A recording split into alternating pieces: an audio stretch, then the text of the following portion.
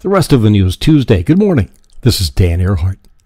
Microsoft announces that Xboxers use the internet device more for entertainment choices, TV, movies, and music than for games.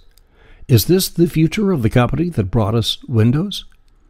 The Xbox Lite for $100 will be out next year, and probably a whole new design not until 2014.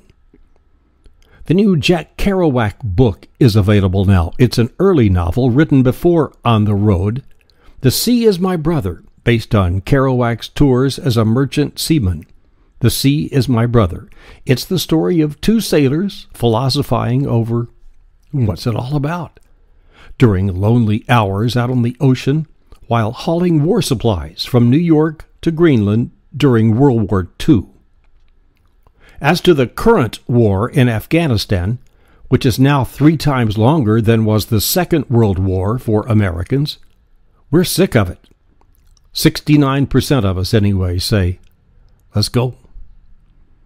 Aretha Franklin is together again with Clive Davis for a new album project for the Queen of Soul. She turns 70 Sunday, production to begin next month.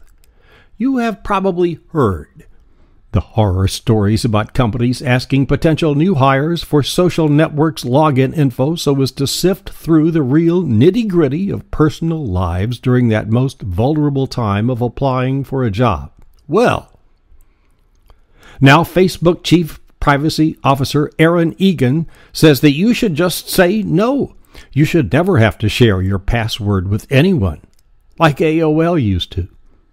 Now, 2 congressmen are involved. Charles Schumer and Richard Blumenthal are demanding an investigation, calling the practice an unacceptable invasion of privacy. Former President Jimmy Carter says he is leaving the Baptist Church, a lifelong member. Carter says he must now quit because he disagrees with the church's treatment of and beliefs about women and lack of equality.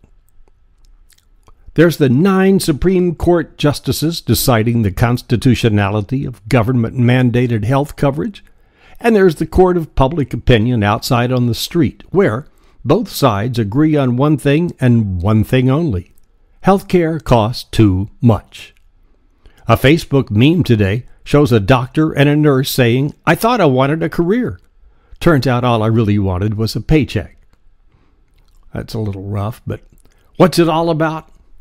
Conservatives fear government being able to force people to buy a product, like when government forces drivers to buy liability insurance. What's the difference? Good question. It's state governments that force us to carry auto insurance, not the federal government. That's about it. Here's 2 interesting things to remember. First, only 2% of the population will be affected by this mandate. Most people already have some type of coverage, so it's really just aimed at freeloaders. Second, this exact plan of government-mandated purchase of private insurance was originally a Republican plan, hatched by the Heritage Institute to combat Clinton Care and the single-payer system. There's a great story in today's HuffPost about a 50-year-old lady at a Tea Party rally in Indianapolis who calls Obamacare Orwellian. She and her husband dropped their insurance last year, said it just seemed like a racket. Nothing ever happened, and I was just out the money. So she says they're now on the Stay Healthy plan, and they're setting aside money for medical expenses. Well, good. How much do you suppose they've got set aside now?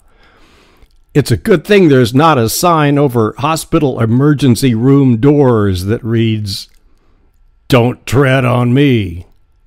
Thanks for listening, and thanks for subscribing to the free email delivery at YouTube. Until tomorrow, Dan at therestofthenews.com.